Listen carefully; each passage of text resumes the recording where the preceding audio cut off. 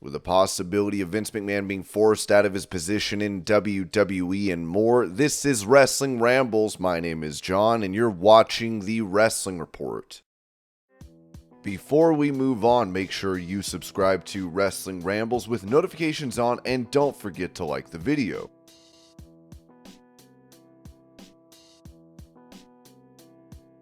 Touching on his departure from Booker T's Reality of Wrestling promotion, the son of Umaga, Zilla Fatu, said this about it on Apples and Grapes. "It's all love, it's all respect. I still want to see Booker T and his school thrive. For me, it was just my vision was different. Me and Book, we already had a conversation and some things can't work. My vision and his vision, what he had lined up, it just didn't connect. We parted ways respectfully, we're still on good terms. It's not like I don't want to see you win no more. It's all love. I have to go this way, he has to go this way. Everybody has to understand that everybody has different ways to the top. That's all I can speak on that. I still want to see them win. Shout out to Book, shout out to Reality of Wrestling. If you're in Houston, go tap in with them. I appreciate Book and everything his school did for me. I'm so grateful for the trainers and individuals that are over there. It was definitely a friendly and structured environment. His vision and my vision just didn't line up and mesh together. I'm doing my own thing, one day at a time. He's a legend. He's been doing this longer than I've been alive. On a personal note, he was close to my pops. Reality of Wrestling, that's where the Usos started. My pops didn't have no other school in mind other than Reality of Wrestling for them to go to. He didn't have another school in mind. He had Reality of Wrestling set for them. Booker has been tied in with my family for a long time. It kind of sucked to part ways because of that. You never want to bring personal relationships and business together. I found that out the wrong way. Love and respect for him. I still want to see them win. I'm just doing my own thing, enjoying the process. No hate in my heart towards him or anybody. There's a lot of money and opportunities.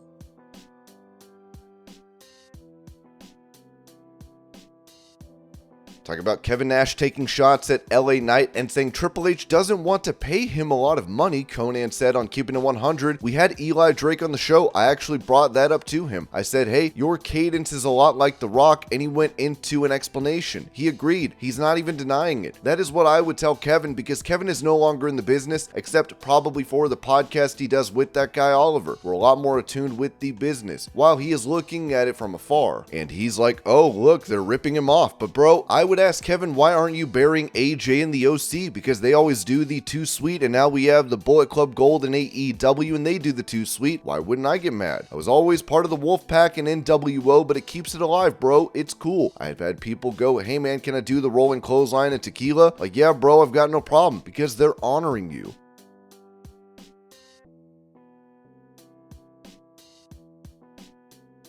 Giving an event that could be coming up for AEW later this year, Cassidy Haynes of Bodyslam.net reported, "I was told that AEW has been discussing holding another pay-per-view this year after Full Gear. While this is not set in stone, discussion has gone as far as December 29th, 2023 being the potential date for the company's 8th pay-per-view this year."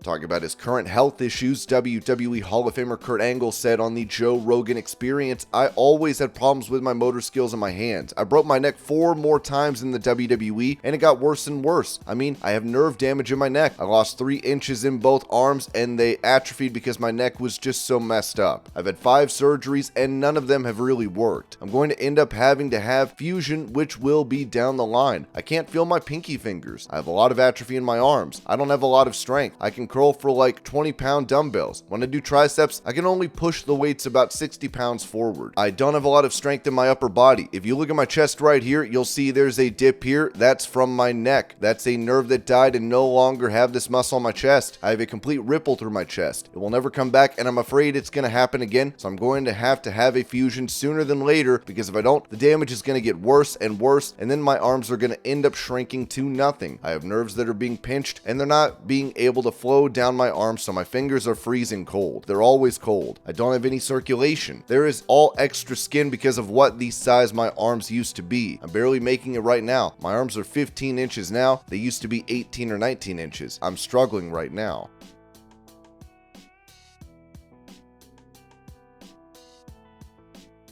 Asked if he would be at Survivor Series in Chicago, Colt Cabana told Baker's Bantering, "He asks the hard questions, and that's why he's the #1 podcaster in St. Louis. I respect it. Derek, yes, WWE is coming to Chicago for Survivor Series, but for the past 4 years, AEW has also been in Chicago the Wednesday before Thanksgiving. I'm hoping that AEW continues that tradition. I assume we will. I will not be appearing at Survivor Series, but I will be at AEW in Chicago because I am contracted, and that is my boss, and they pay me money to show up."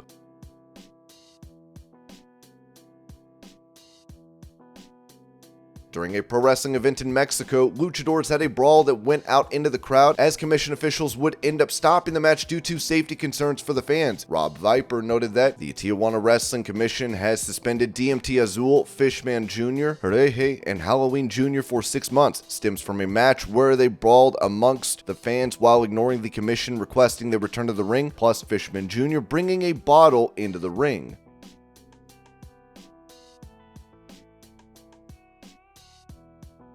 Speaking about the WWE contract of Sheamus, Sean Ross Sapp of Fightful noted that Sheamus' deal is up in 2024, specifically near the beginning of 2024. Someone even said that it is somewhere near when Drew's deal is up.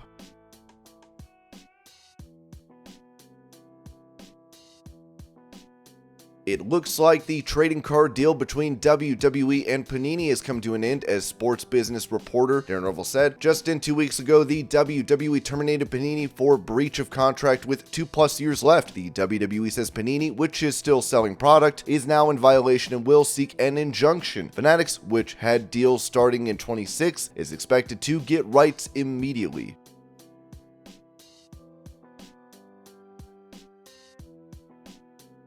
For details on the recent meeting with WWE employees following the merger with UFC and layoffs, Ringside News said one notable point of discussion centered around Vince McMahon's comment about the company hitting plateau and the need for Endeavor to propel it to the next level. According to PW Insider, several employees expressed their dissatisfaction with this statement, as they believe that WWE's business was already thriving and had seen significant growth since McMahon's departure. Some argued that if business wasn't doing well, the board of directors wouldn't have rejected McMahon's initial attempt to return.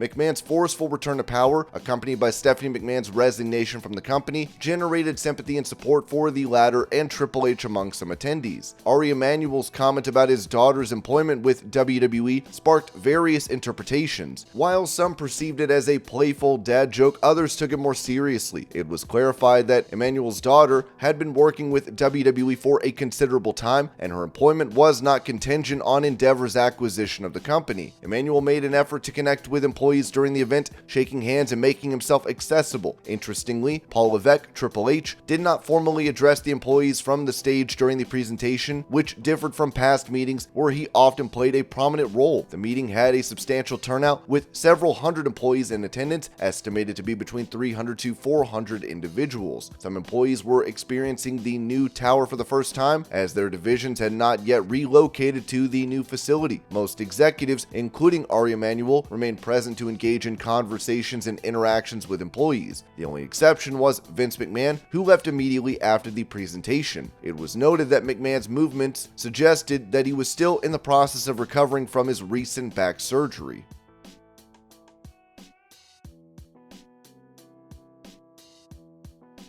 After having a spinal procedure not long ago, it appears that Vince McMahon has been using a cane to help him get around, as Ringside News said. According to PW Insider, Vince McMahon was seen using a cane for assistance while ascending the stairs to the stage and later to the podium where he addressed the audience. He did just return from a medical leave after having spinal surgery. McMahon is now back to his old job, just as he was doing prior to taking that leave. During his address, Vince McMahon tried to engage the employees humorously by stating, "I'm Vince McMahon, damn it." However, when the humor fell flat, he quipped, "This is when you are supposed to clap," prompting the audience to respond. Eventually, when they did applaud, he jestingly remarked, "You're learning."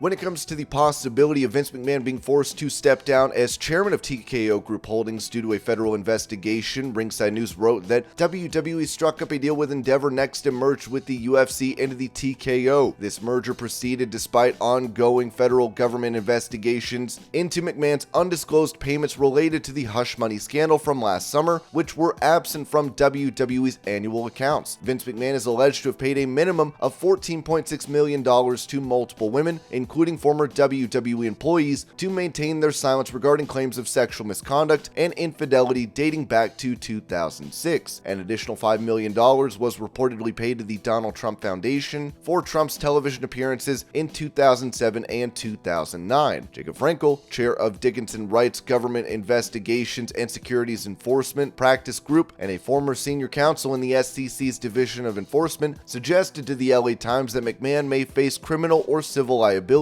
that could potentially lead to his departure from his WWE role. Depending on the potential findings following the inquiry into Vince McMahon, McMahon could face criminal and or civil liabilities that could prevent him from serving as an officer or director of a public company. While federal authorities executed a search warrant and subpoenaed Vince McMahon on July 17th, no charges have been filed against him yet. It's important to note that the recent releases have significantly impacted morale at WWE company headquarters. We will have to see if this actually comes to Vince McMahon stepping down from WWE once again. At this time, we are still awaiting the results from this ongoing situation.